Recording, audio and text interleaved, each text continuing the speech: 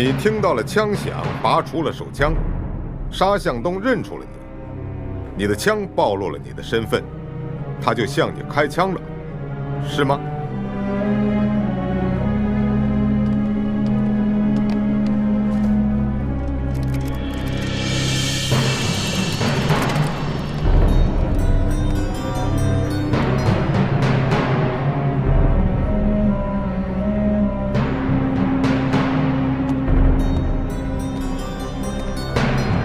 还有什么要查的吗？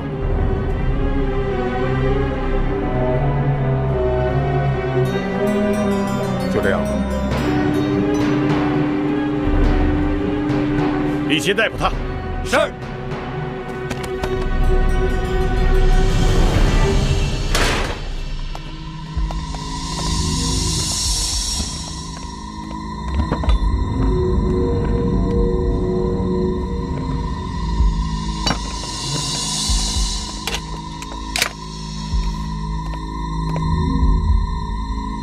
少校，如果让我个人对少校进行一个评价的话，我绝对要竖起2个大拇指。少校无论人品、相貌、才华，绝对堪称一流。谢谢。一个为了信仰而不是忠诚的职业特工是伟大的，也是危险的。对，你说的没错，党国崇尚的是信仰，需要的是忠诚。难道我不够忠诚吗？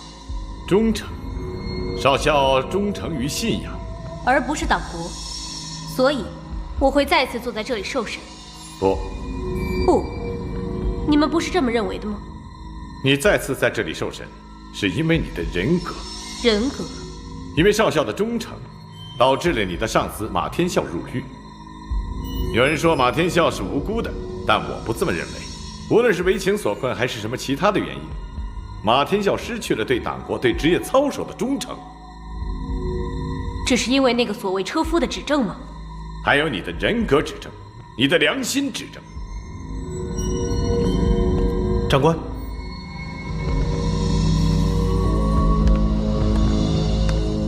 马天笑要见你，您是不是要去一趟？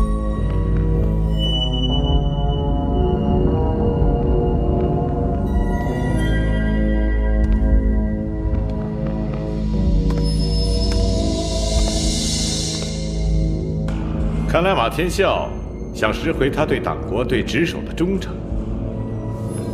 他有话要说。小肖，也许你还没意识到你所涉及的案子有多大。染房一案已经可以设定为重大特别案，你应该明白重大特别案的概念。请少校三思。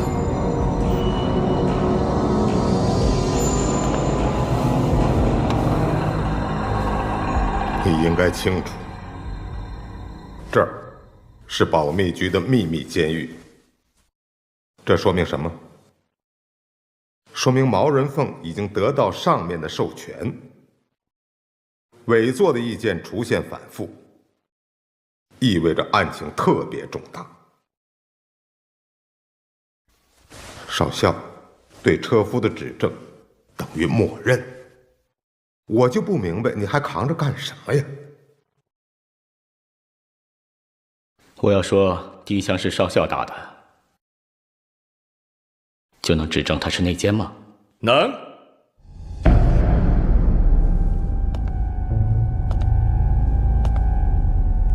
说明他是看到了沙向东鸣枪报警，不是为了你，是为了那个陷阱。你说他有报警时间，为什么我们能抓到沙向东？这不是一个层面上的问题。先弄清谁开的第一枪，第一枪是这个案子的关键。站长，我不是说过吗？沙向东开的第一枪，我没看错。天笑，你要清醒地面对现实。现实是你在掩盖事实。难道是为了和少校的感情吗？什么感情？单相思。站长，天笑，醒醒吧，不要把自己的前途毁在不着边际的感情上。放弃情感，你还是可以大有作为的。上校，局座和站长可都在盼着你回归呢。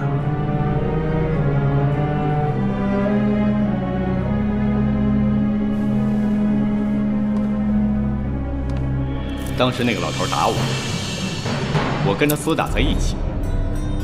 沙向东发现我向我开枪，我开始还击。我没觉得这有什么重大破绽。车夫已经指证是少校开的第一枪，那是他那么说的，我说的完全是事实，我看到的就是这样。你要为你说的话负责。当然，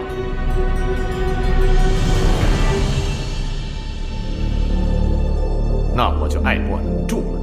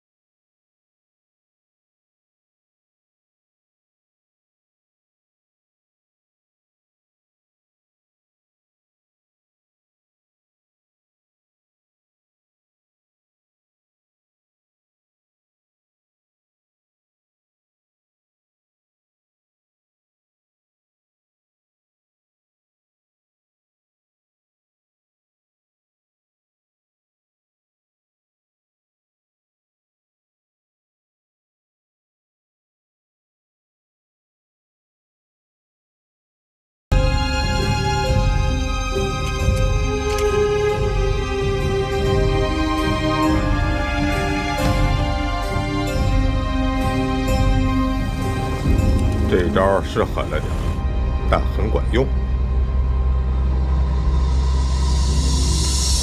人的优点也就是弱点。我在想，如果少校真是中共的卧底，他就不会承认。站长，你到底什么意思？如果他真是中共的卧底，那你就是他的敌人。有你挡着，他何必承认呢？他为什么要对自己的敌人仁慈呢？那你怎么不早跟局座说这些？说什么都没用，他已经在审判当中了。他们会怎么对付少校啊？你明知故问。停车！你干什么你？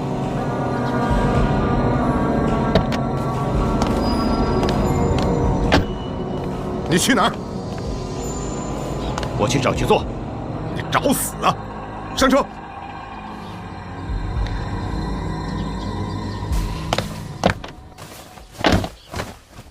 开车。是。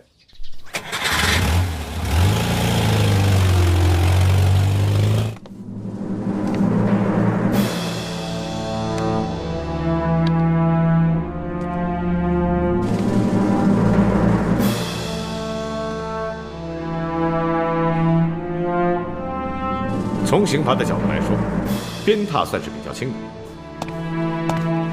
但是据中世纪的宗教法庭认为，鞭挞是能够唤醒灵魂的，特别是对有身份的异教徒，鞭挞不仅能唤醒他们的灵魂，更能打击他们的尊严。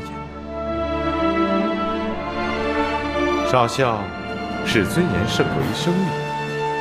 如果让少校选择的话，少校宁可被处决，也不愿意受鞭挞。当然，少校还有第3种选择，那就是坦白。我们局座说了，只要你坦白，就可以将功赎罪，做双面间谍。我不是间谍。你是卧底，你鸣枪报警。是的，我是鸣枪报警。为中共鸣枪。我为自己鸣枪，我为自己的搭档报警。我和他深陷在陷阱当中。这不是一个好的回答。那你就不要问了，以免你得不到更好的回答。宁可毁了尊严。你不配跟我谈尊严，你没有尊严，你更不懂尊严。陈立红，吼叫了吧？你看，这才是你真正的嘴脸。给我打！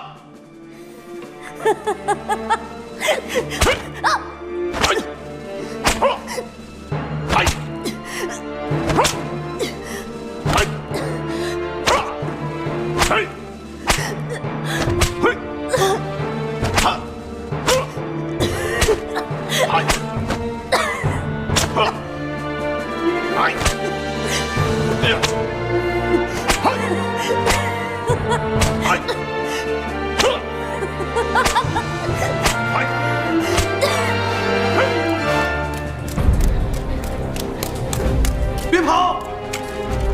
站住！站住！站住！站住！再跑我就开枪了！别开枪！别开枪！带过来！我是修管道的，别开枪！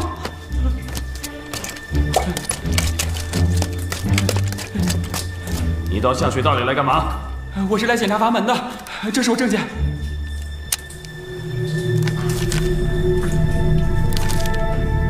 那你为什么要跑？我害怕。害怕？你是找死吧？快滚！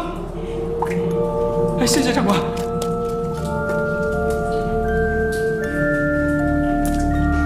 你过来。长官，有看到什么陌生人吗？有陌生人在哪儿？你正和我说话呢。你说什么呢你？我刚看见过去过，我认识。长官你，我不认识。刚才那波，他们是警备司令部的，我们是防城司令部的。交叉巡逻，对，2个小时一次。从这里出发到目的地需要2小时10分钟，也就是说，我们在这2个小时之内会碰到巡逻队1次，也不一定完全避不开。在下关火车站左侧有一个出口，上面是个垃圾场，我们可以在巡逻队赶来之前先上去，等他们过去，我们再回到地下水道。是个好主意。要是那些图纸还在，我们就更清楚了。图呢？啊，在染坊没有带过来。嘿，对了，能不能再复制一份？那份图啊，复制那份图整整花了1个月。再说，当时复制那份图的同志已经牺牲了。好在我们拿到了中央银行的设计图纸，否则真的要抓瞎了。老姜，你马上找人去下关火车站查清楚那个垃圾站的情况。既然方案已经出来了，咱们得抓紧时间动手。好，我马上去。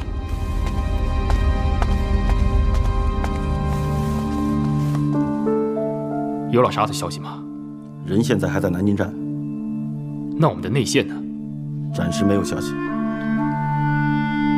唉，这件事故的责任主要在我。老张，现在不是谁来负这个责的问题，重要的是接下去的工作我们怎么做。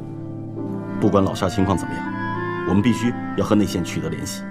得不到敌人内部的情报，我们寸步难行。除了老沙之外，就没有办法和内线联系吗？不行，太危险了。再危险也得干。等等吧，再等一等。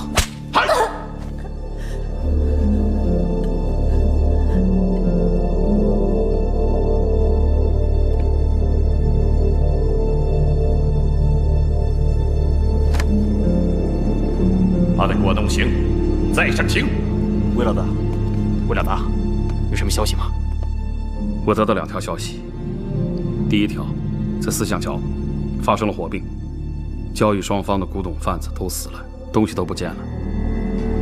事后，我看到了宪兵队的汽车，我怀疑是宪兵干的。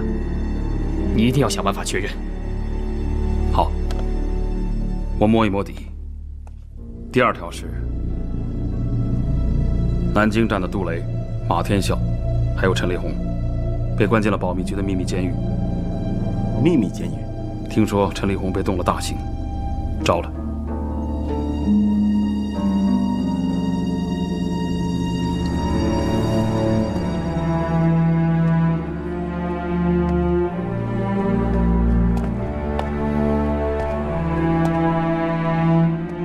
他是我们的内线吗？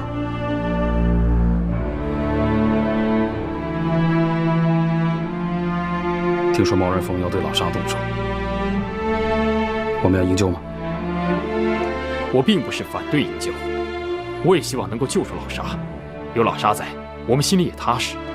但是，靠谁去救？靠我们这些人吗？我们这些人是来执行新的任务的。要是我来组织呢？不行，你是我们最后的根据地了。为了我们的计划，我们千万不能轻举妄动啊！老张，你觉得我们现在定的这个方案可行吗？怎么不可行？安全进度、挖掘进度，包括怎么把炸药送到魏公馆，我们都已经详细的研究过了。还有你提到的秦淮河放水，我们在汛情报告里已经查过了。最近秦淮河的确有水，我们排除了一切让国民党怀疑的因素，还有什么不可行的呢？王队已经对地下金库进行了实地考察，炸开地下金库的炸药，魏老大准备好了吧？基本没问题。现在是万事俱备了，就等我们定行动的时间了。我认为我们应该再考虑一些不可预知的因素。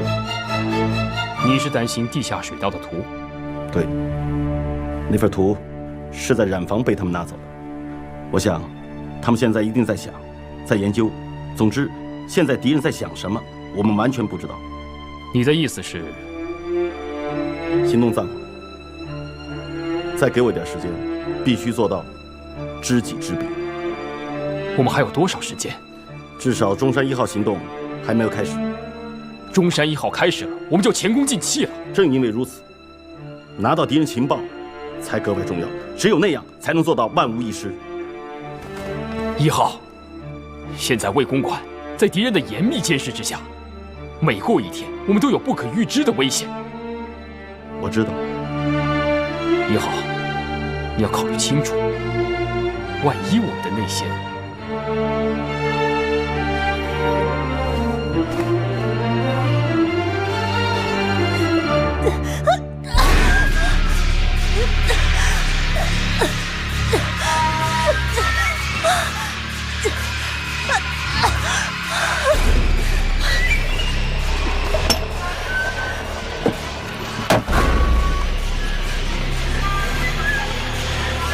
小肖，老虎凳的滋味没尝过吧？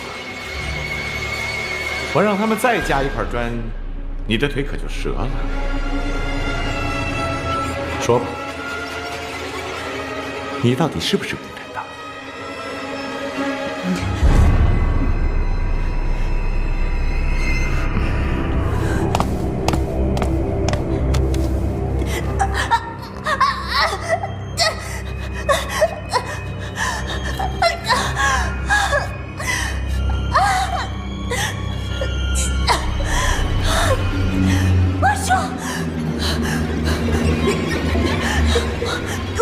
平。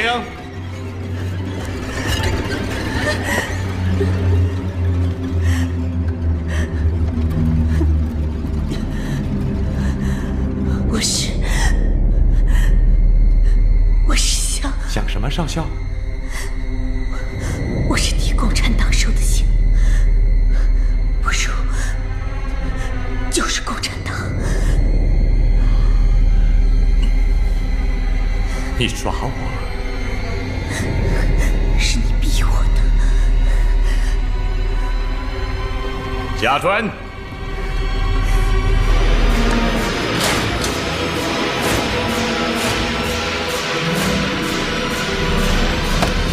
举座。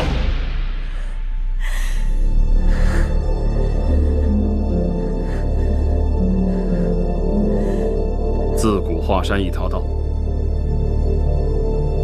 要是真能上华山也行啊。倒也不是没有可能。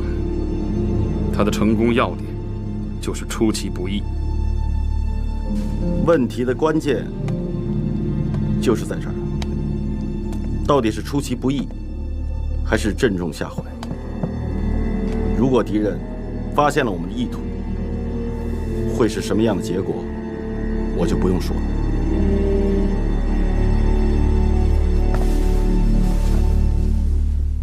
你有新的意图？我了解一些戴维的家事。8年前在北平，戴维全家除了他自己，都被日本人杀害了。祸根就是因为他们家有一个元青花凤首之狐。元青花凤首之狐。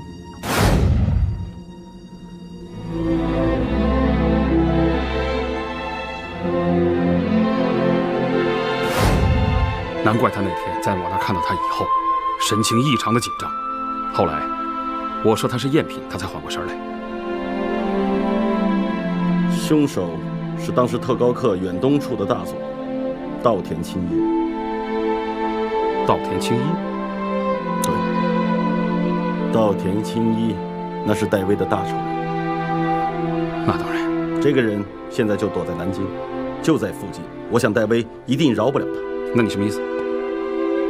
我有机会能够接近戴维，我跟戴维有点私交。你们那天可是一门之隔呀。对，戴维是中山1号的执行人，如果能够成功策反他，事半功倍。老张知道吗？他否定了。为什么？因为他说戴维有可能是螳螂。螳螂？赫赫有名的神秘杀手，就是戴维，戴小姐。如果戴维真是螳螂，我觉得策反他就更有把握，因为我研究过螳螂杀的人，那些人都是国民党，也就是老蒋眼里的异己分子。我知道老张为什么否定了。螳螂可能是御用杀手，策反一个国民党，尤其可能是老蒋的御用杀手。不可能吗？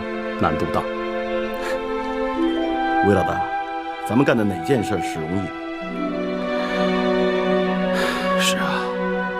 先当个备用方案，我先投石问路。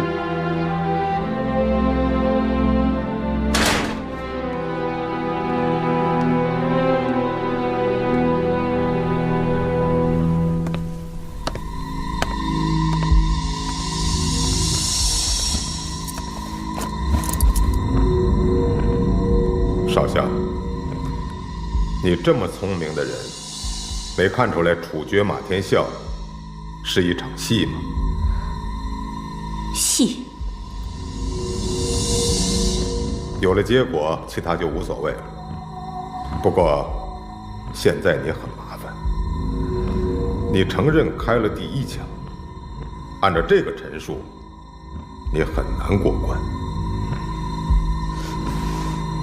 我已经尽力了，为了我自己，也为了天笑哥。接下来会发生什么样的事情，我不知道，那是命，我服从命运的安排。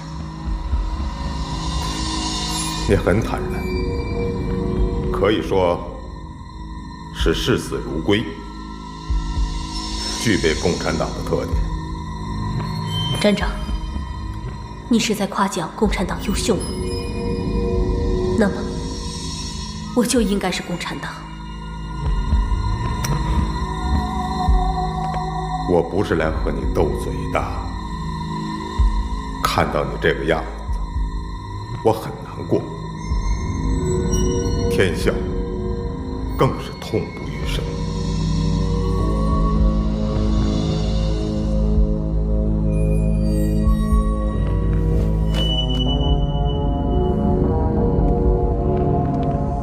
我来是给你一个机会，为了你，为了天笑，也为了南京站。戴小姐在找谁？你参加军统局的时候宣过誓，要效忠党国，效忠军统局。现在是你表现忠诚的时候了。我不相信你是共产党，局座和我都非常信任。要用酷刑吗？这是我应得的惩罚吗？你承认开了第一枪，难道我要眼睁睁看着我的教官被处决吗？他是无辜的。你要翻供？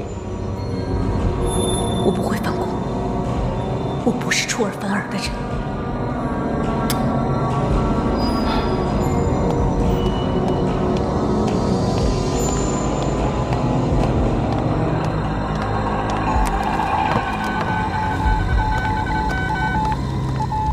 局座，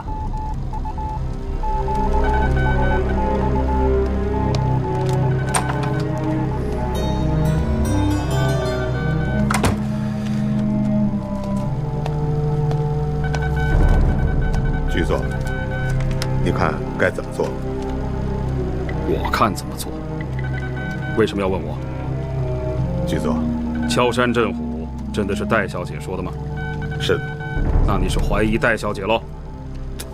局座，到底是敲山震虎，还是放虎归山？哼，你把事情搞复杂了，搞复杂了才来问我怎么办。杜雷，你脑子里打的到底是什么算盘？我知道你的脑子聪明，戴老板曾经向我提过，对你要严加提防。这个是个为了要得到连父母都不要的人。我说不要得罪戴小姐。哼，你呢？你立马抱住戴小姐的大腿不放。我警告你，抱女人的大腿是危险的。你立马丢失回归，结果呢？你把我架在炉子上了。局座，不是这样的。不是这样是什么？局座，你听我解释啊！我在听着呢。我发现了疑点，我怀疑我们被别人当枪使了。这话我不要听，你留着跟委座说。局座，你说的一点不错。中山1号要是做好了，或许你能够捞到一点好处；弄不好，你就是一个炮灰。我要说的是，别把我给扯进去。来人，把少校交给杜站长。是。杜站长，南京站的事你自己解决。局座，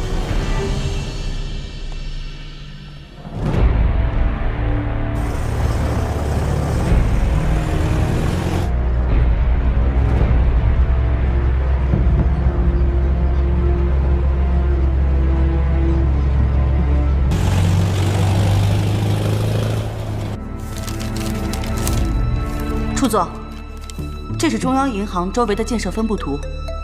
这样，找到中央银行的设计师是谁？怎么样才能找到他？是。好，我现在就要。处座，好。站长把少校带回来了，去看看。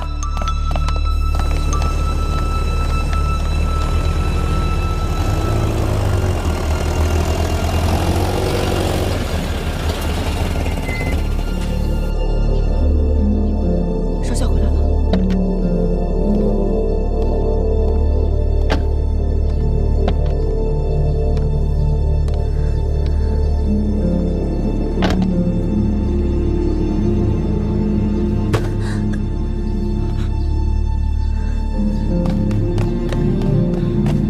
少校，李浩，你怎么样？我没事了，谢谢你，马哥。上哪儿了？啊？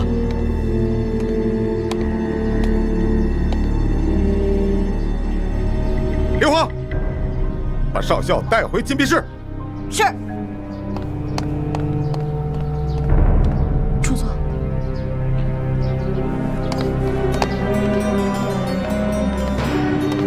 站住！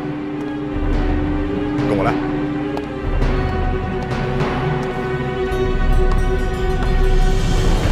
还是党员吗？你还是保密局特工吗？丧失党性，毫无原则。陈立红给南京站惹来这么大的麻烦，你竟然还护着他！站长，毛人凤让我扛，我让谁扛？如果问题出在少校身上，我来扛。好啊，现在就去审讯他，审讯不出结果，枪毙了他。凭什么？凭什么你还不清楚吗？那2张纸还不明确吗？会是戴小姐吗？我还是那句话，如果不是陈立红，你会如此弱智吗？我一而再、再而三地给他机会，他毫不领情。他以为这是伊甸园呢，这是屠宰场。站长，执行命令。好啊，你不去是不是？行，我叫徐万龙去，我去。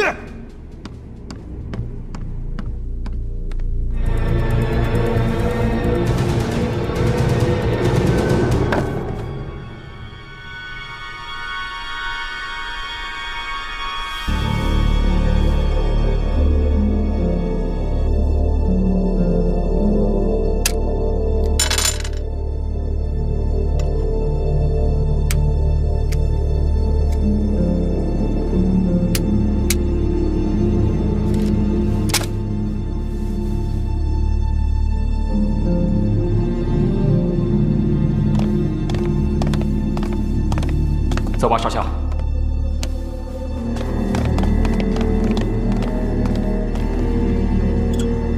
你以为你很聪明是吧？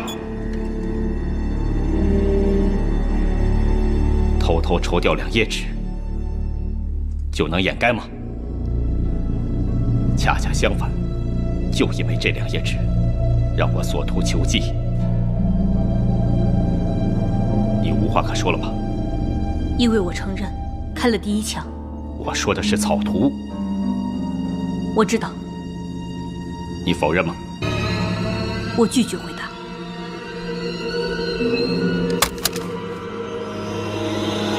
这把枪里面只有1颗子弹。今天能从这个房间走出去的只有1个人，我想这个人是你。你这是干什么？我答应过站长，如果问题出在你身上的话，我来扛。我知道，你就是那个卧底。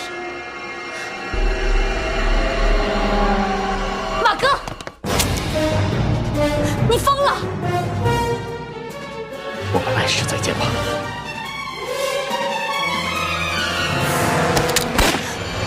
是我。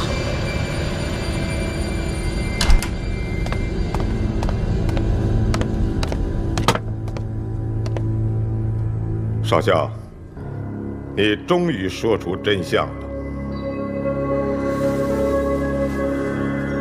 我是在执行命令。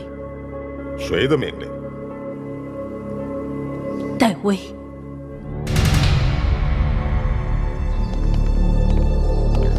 你是说戴威？是的。他说他是受戴威之命。可靠吗？有待查证。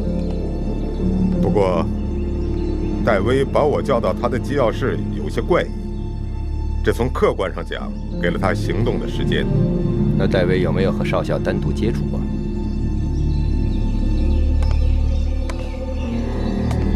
那倒没有。那他怎么向少校下达命令？2个人是眉目传递。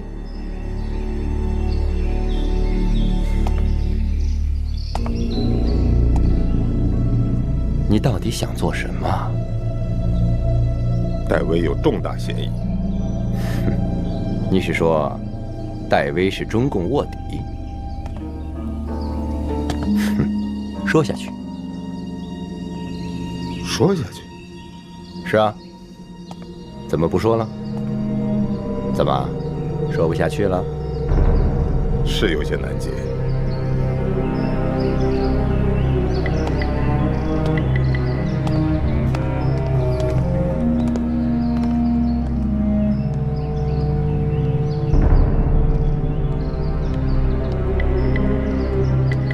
如果戴维是中共卧底，那中共还派什么特派员来？他们只要在国宝押运途中动手就是了。我也这么想过。那他们在做什么呢？你问我，我问谁？我让你盯着他，是我对他要找的人感兴趣，还有他有哪些让我感兴趣的事儿。你想入非非了，将军。记住，你没有授权。你也别忘了，她是夫人的干女儿。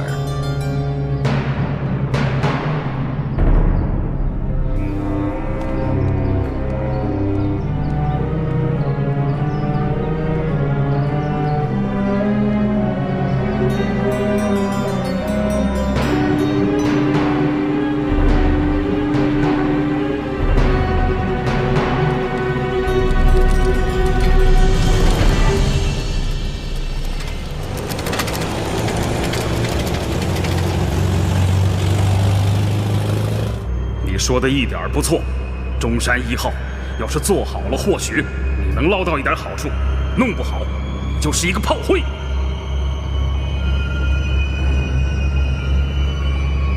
不去站里，送我回家。是。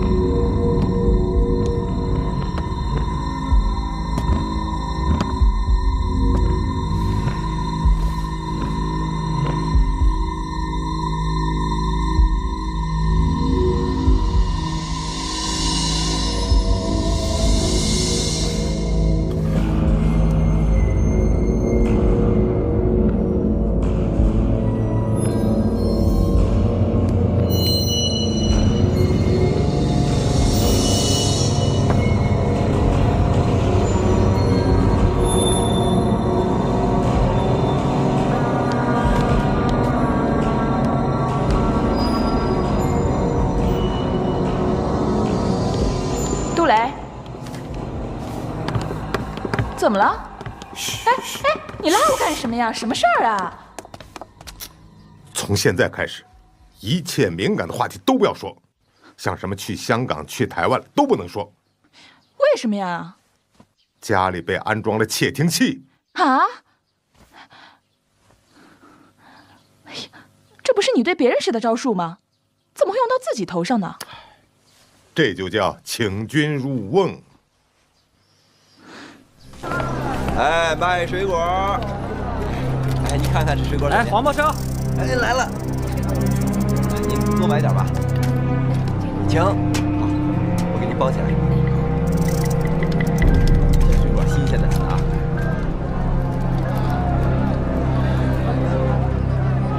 东西在这吗？没看到他们拿行李啊。那就应该在天都饭店。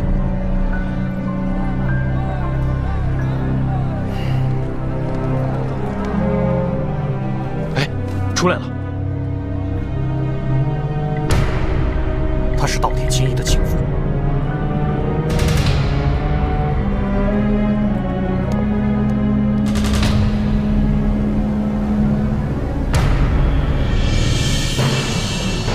动手吧。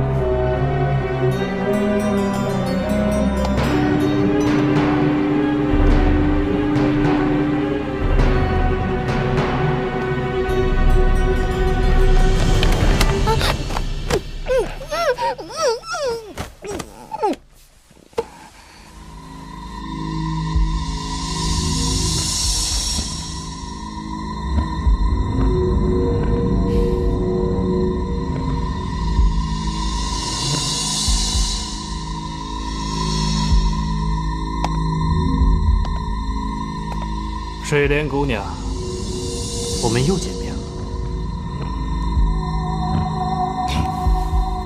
既然你说喜欢简单，那我们就简单的解决。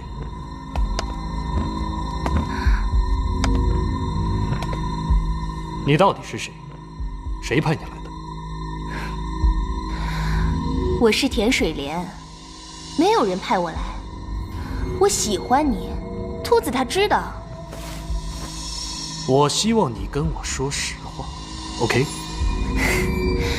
我真的喜欢你。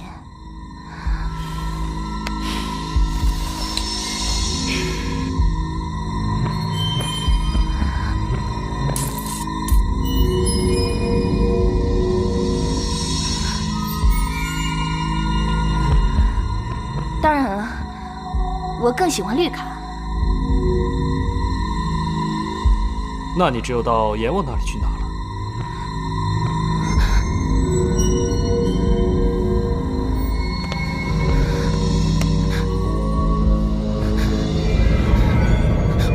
我说，我是稻田青衣的女儿，稻田莲子。稻田莲子。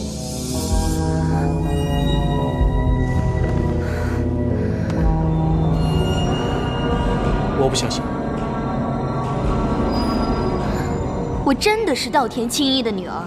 我真的是不相信，除非你告诉我元青花在哪，那我相信你。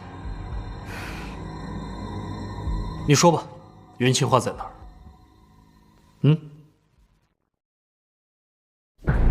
你看，你说你是稻田青衣的女儿，那你就应该知道元青花在哪儿，这是你唯一可以活下去的理由。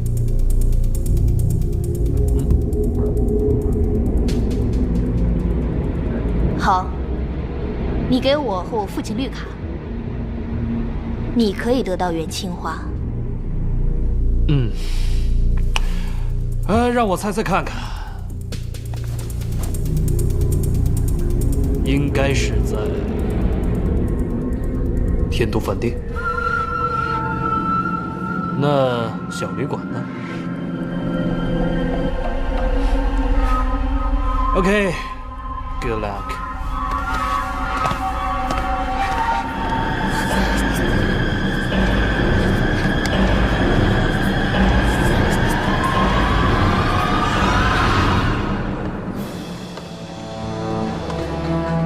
欢迎光临。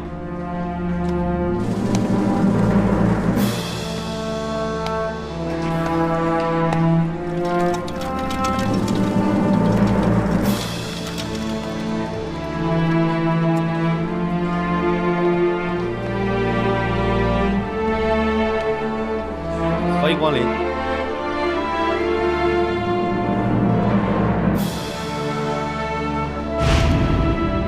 有个机会，符合你的条件。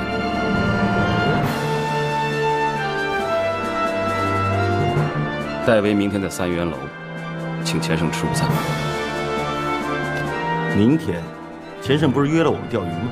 没错，我派人在3元楼外接你，等你完事。行。需要多长时间？用不了多久，把事情办成了就行。注意成功。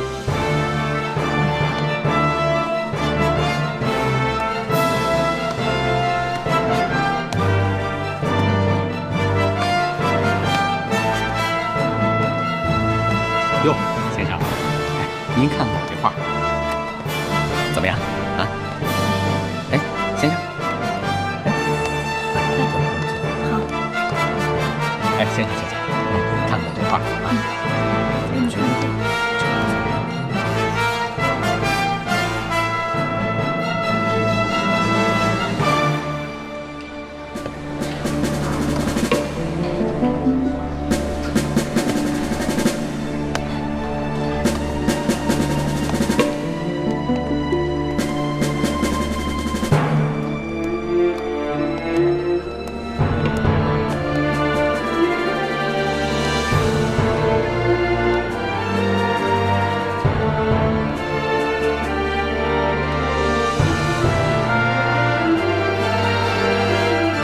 到海不复回，高堂明镜悲依白发，朝如青丝暮成雪。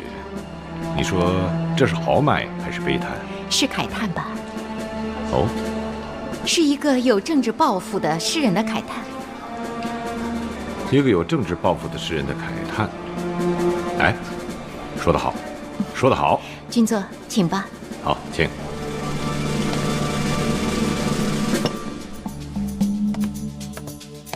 戴小姐，请。请。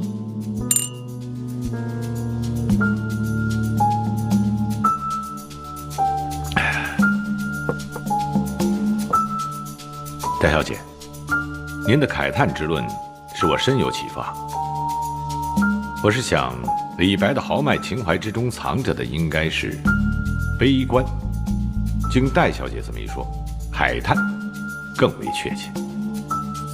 小女子古往说之，君座古往听之。哎，不，戴小姐见解新锐，使钱某豁然有悟。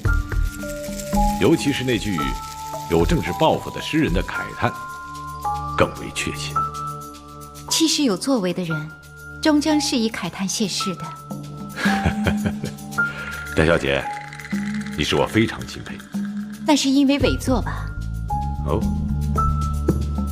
我就是听了伪作太多的慨叹之论，才有此悟。是吗？本来想轻松点和君座用餐，是您太深邃了。谬讲，谬讲。那现在，咱们来说点正事吧。好吧，悉听尊便。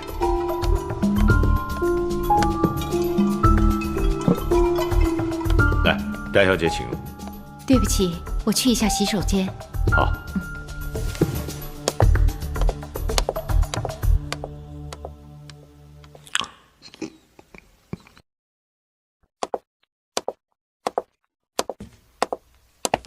小姐，小姐，嗯，这是一位先生给你的。谢谢。他人呢？他走了。嗯。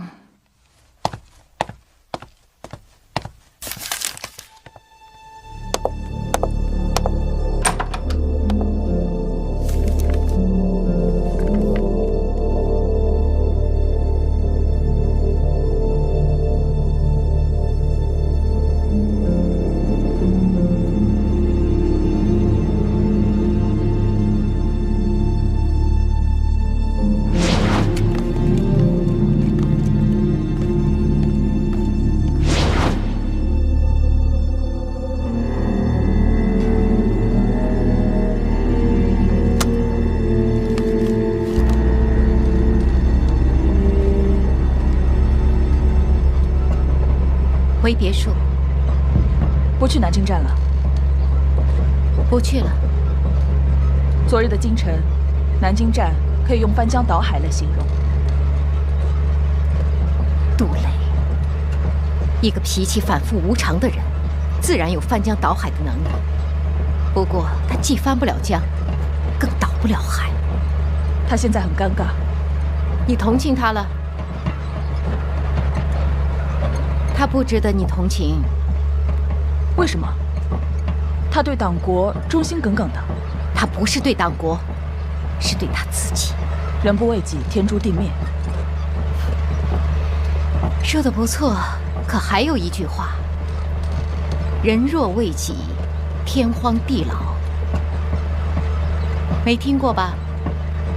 没有，我听过天荒地老，没听过人若为己，天荒地老。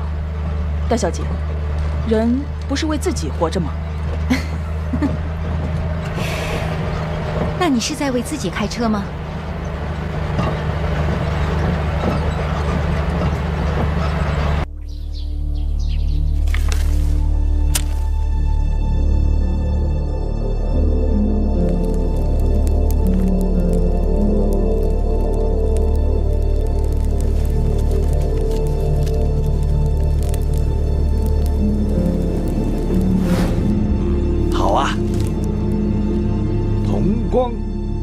名字起得好啊，这字嘛，也写得好啊。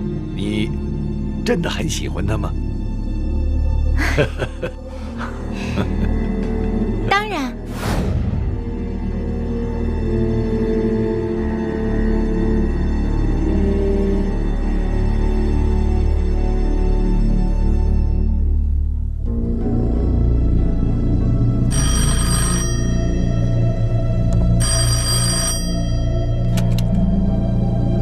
喂，晚上9点，你赶到1号机场，有专机等你。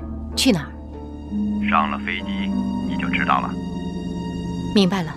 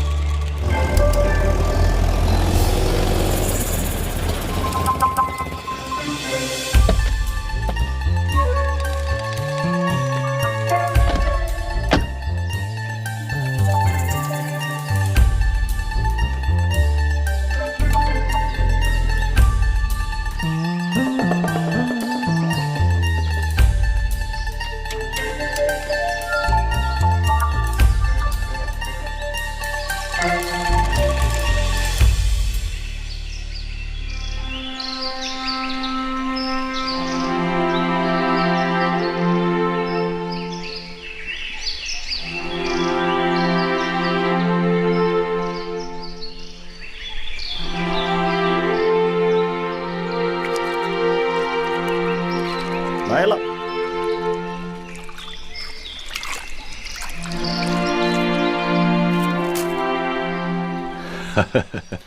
吴兄果然是城市之人呐。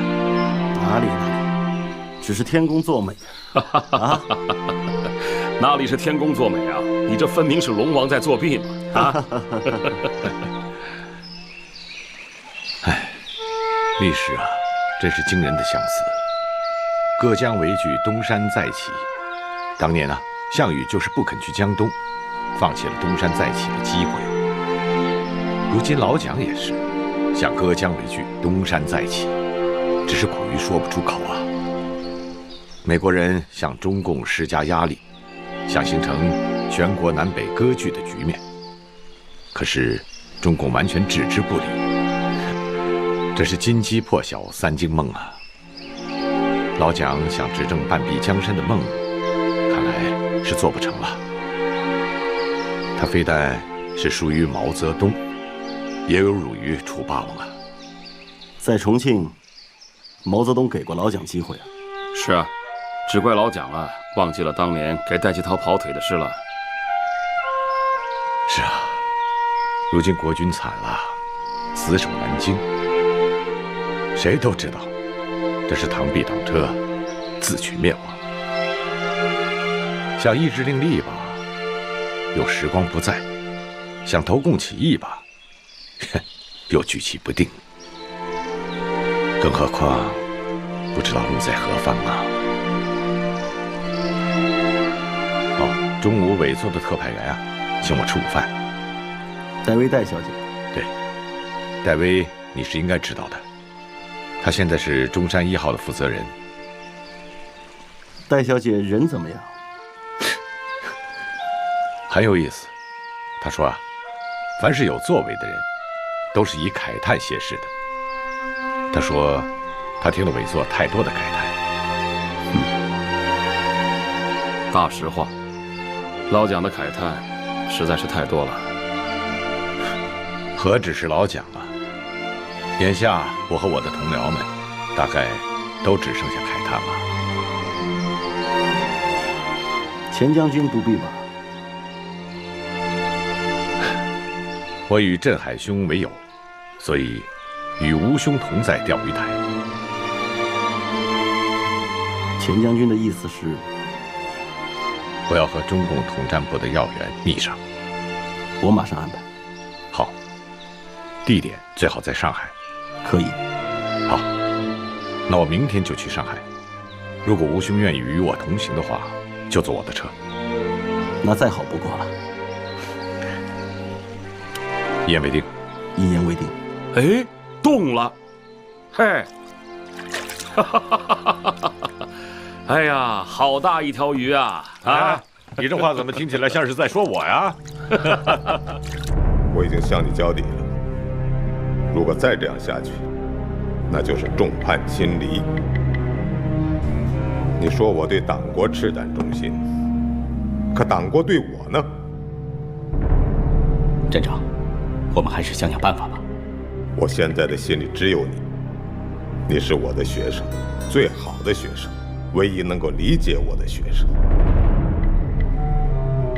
我曾想和戴小姐风雨同舟，可风里来浪里去，不是那个意思。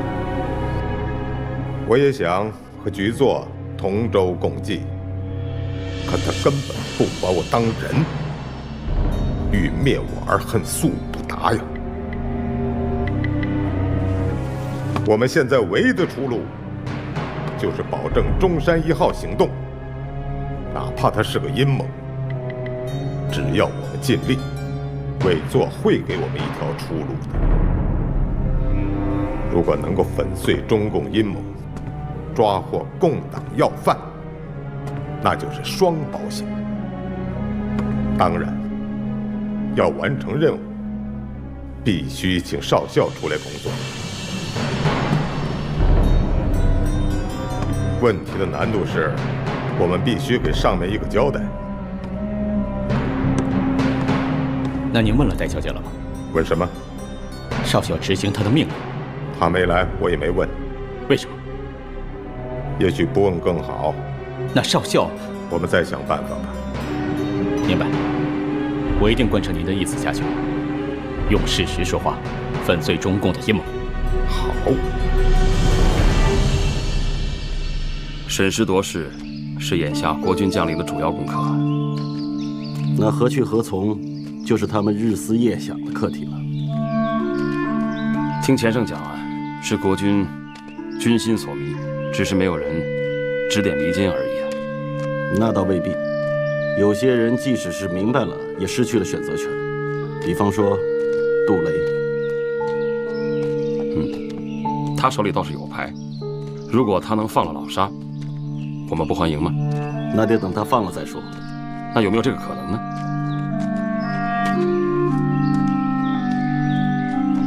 听说他差一点被毛人凤给绞死。那是戴笠死了以后，军统内部派系斗争。好了，不管这些了，明天我派车送你去军部。算了，郑海兄，你的公馆一直被他们监视，你得格外小心。我没事，我手里还有王牌。1号，你要是走了，老张怎么办？让老张先沉住气，准备工作做得越充分越好。这件事我心里还有点发毛。你没听钱生说吗？戴威中午请他吃饭，说的并不是中山1号的事。他很可能是给我们留了一手。像他这样资深的军人，完全能有驾驭事情的节奏。有可能。陆运的事，杜雷只找过他1次，这说明咱们的线报是正确的。中山1号行动计划，并不是迫在眉睫的事，咱们还有时间。是啊。我现在感兴趣的倒是4巷桥的事儿。如果真是宪兵队干的，那就说明老蒋不但有2套计划，说不定有3套计划。对，明里是保密军南京站，暗地里是宪兵队。一方面是中央银行地下金库现存的国宝，还有一方面就是国际盗宝集团正在交易的文物古董。我们要保住的不仅仅是地下金库这批国宝，我相信还有一个藏匿国宝的地方。我让兄弟们放线去暗查。我还想在戴维身上多动动脑子。好啊，如果可行的话。这么多年了，每一个人都会有变，他到底变了多少，看看再说。是啊。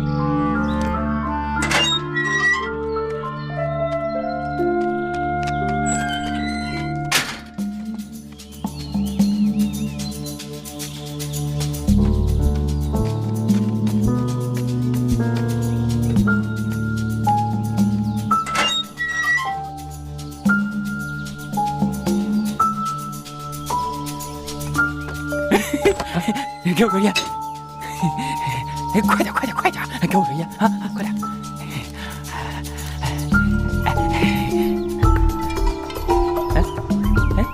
你不是江哥啊？我还以为是江哥呢。是江哥。反正你不是。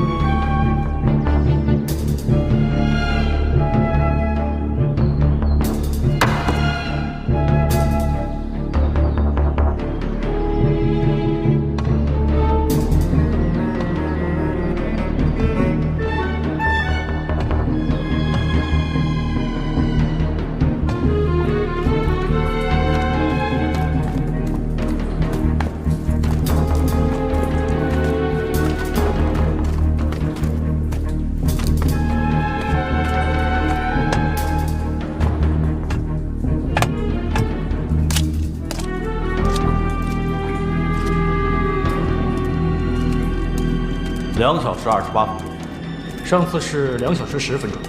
上次是下关的水道断水了，这次我们是趟水来了。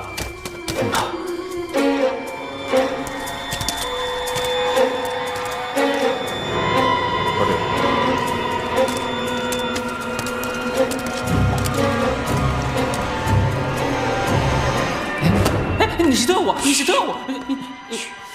你是个特务啊！你是特务！你是特务！你是特务！你怎么跑这儿来了呢？啊！你这特务！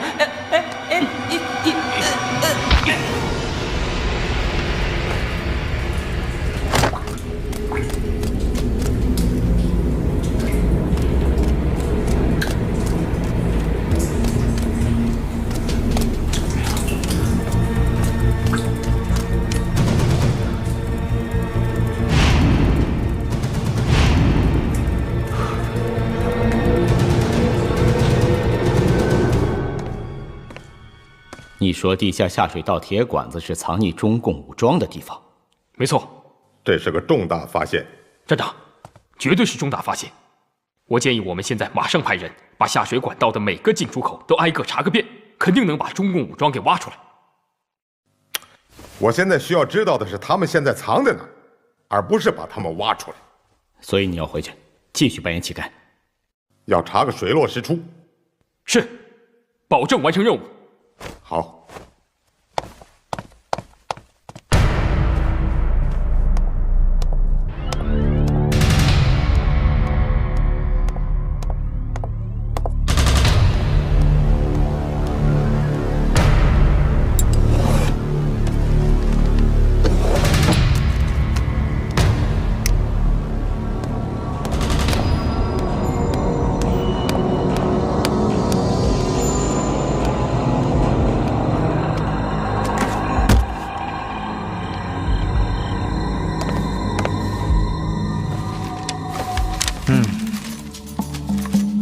他不在房间。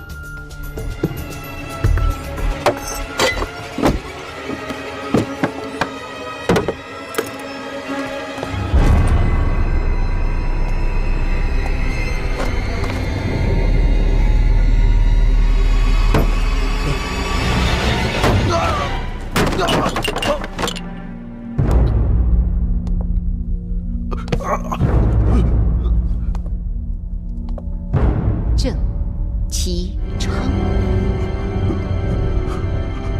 你是戴敏珠？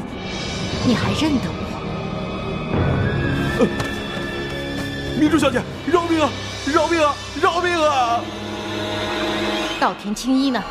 他知道你要来南京，他跑了。啊！跑了？跑了！他昨天晚上就跑了。跑哪儿去了？我不知道。说，跑哪儿去了？敏珠小姐，我不知道。敏珠小姐，我可以帮你找到他。我们家袁青花呢？在他那儿，在他那儿，在南京。对，鬼子还没把他运到日本呢。敏珠小姐，我是老爷的。闭嘴！啊！还敢踢我爹！敏珠小姐，我对不起老爷，我对不起老爷。你就是日本人的走狗，卖国贼！啊！救命啊！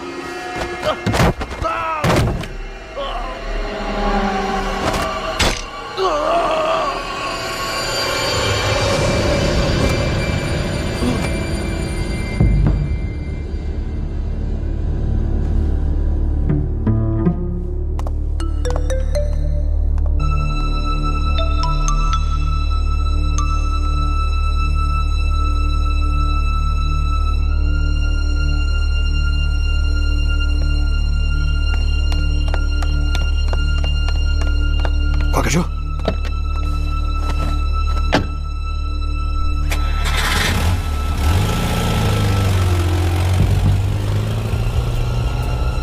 你要做的只是征服一个女人，斯文特先生。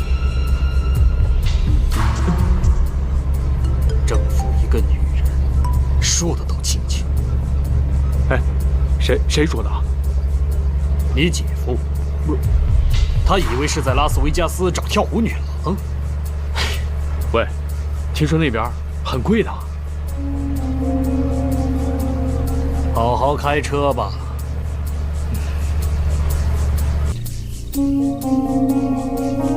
玩的开心吗？很开心啊。好，待会儿我走啊。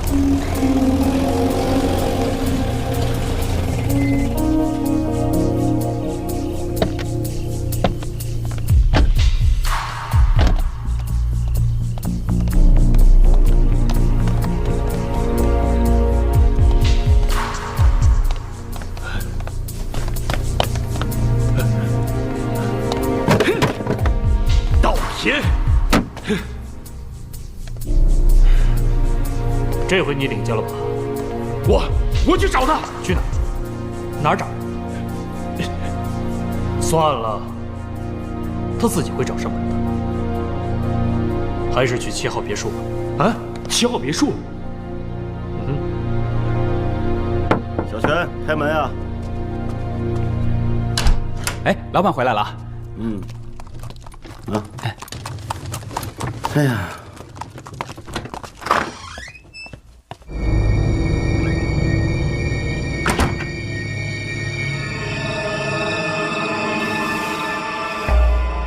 刚才进去的那个人，就是一品轩的老板吴同光。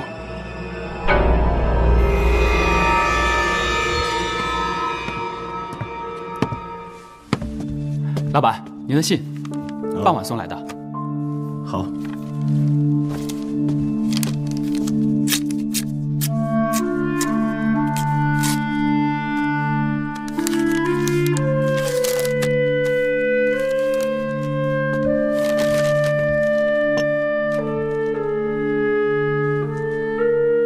原来一品轩的前老板是个上海女人，叫任荣芳的，真好。我明天要去趟上海，顺便会会这个任荣芳。小泉，我走这2天，店就打烊吧。你关心关心那个信正，注意天都饭店的动静。一切等我回来再说。哎，好的。啊，对了，老板，我把这一品轩都翻遍了，根本就没有什么暗道啊，也没有什么保险柜啊。我早就跟你说了，如果这么容易就能让你找到的宝贝，那宝贝就不值钱了。等我到了上海，会过这个任荣芳，咱们就能确定这家店里到底有没有宝贝。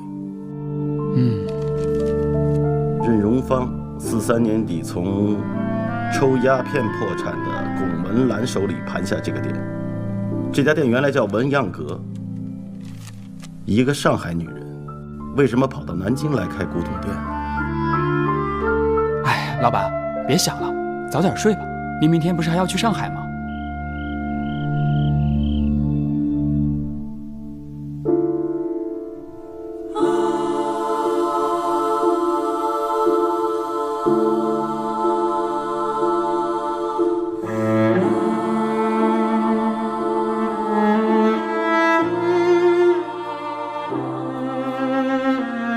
光哥，你说我们会分开吗？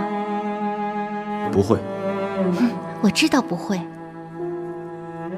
如果有一天，因为工作的需要，我们俩必须分开，那咱们俩的精神还在一起。不可能，我要永远跟你在一起，并肩作战，永远不分开。好。当然了，除非老天爷捉弄我们，让我们分开。老天爷不会这么狠吧？啊？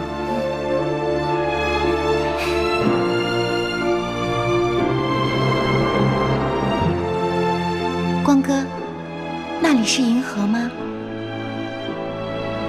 让银河见证我成为你的女人。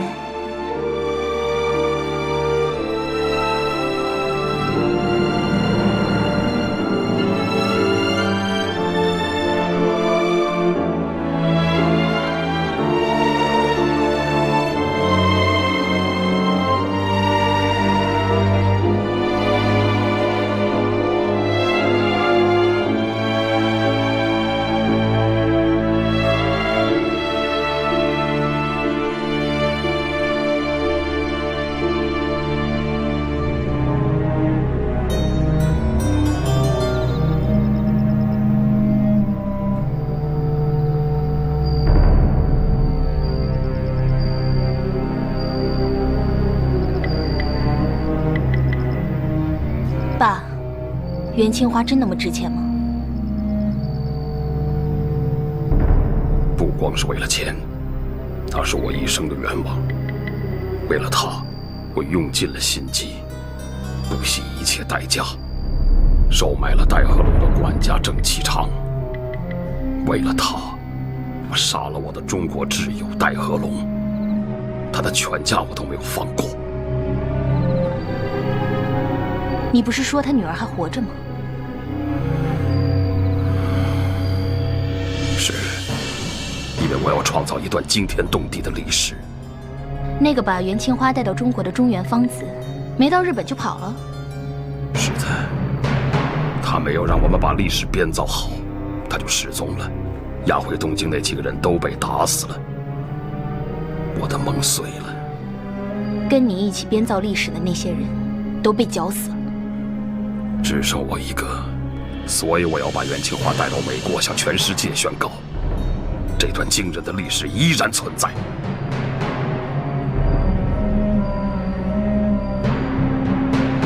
我要将岁梦重圆，用我的袁青花。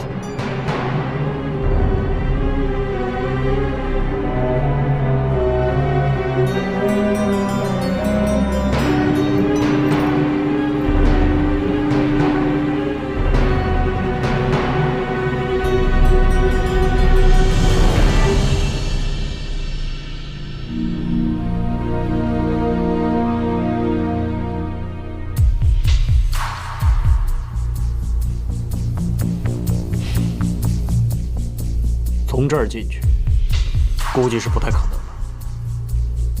哎，我知道这房子后面还有条小路，那边应该没这么多人守着。看来我们也只能从那儿走了。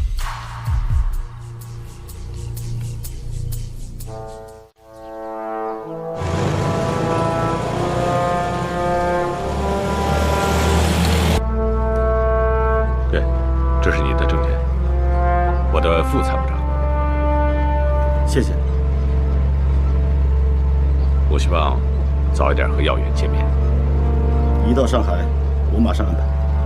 怎么，没有电报也没有电话？听说戴威也在上海啊？是吗？他是去慈溪见老蒋，然后路过上海。不瞒你说，他和我一起回南京。哦。我也是昨天晚上刚刚接到总统府的电话。哎，回去你可以坐我后面的那辆车。好。中山1号不会是个空炮弹。我知道老蒋的手法。一部分国宝运往台湾，另一部分国宝，也许戴威都不知道他的目的地在哪。所以，保住这批国宝，不在我和耀元谈判的范畴之内。这我知道。我相信啊，你们不仅仅是只在等着我吧？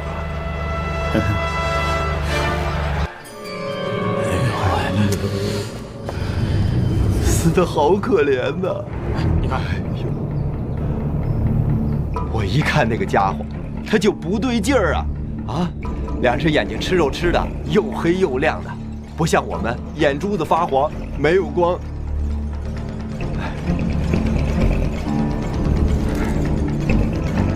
找个地方把它埋了。是，再不埋，老鼠就把它给吃了。来，兄弟们，来搭把手。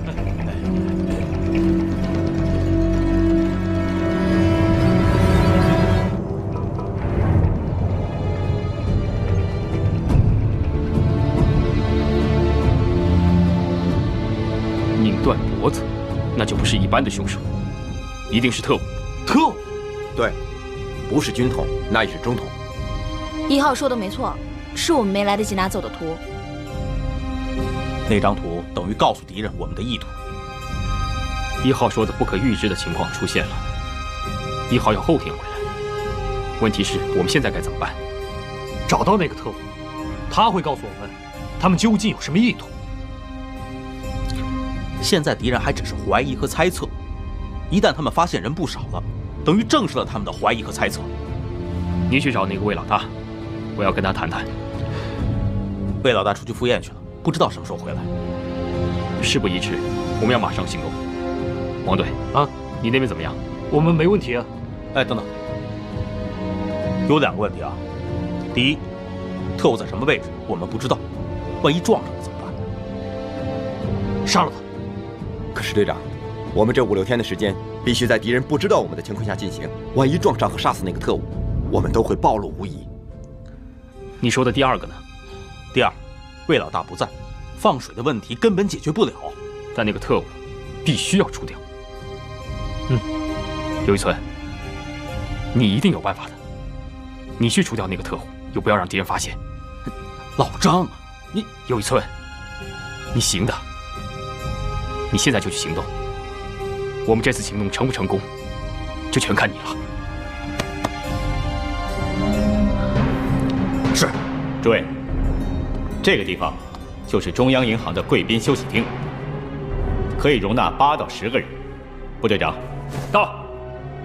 把你的部队分成2个小组，10人一组，配备最先进的武器。今天晚上同时行动，一支进入到中央银行的贵宾休息厅，另外一支进入到下关下水道的分离站。听明白了吗？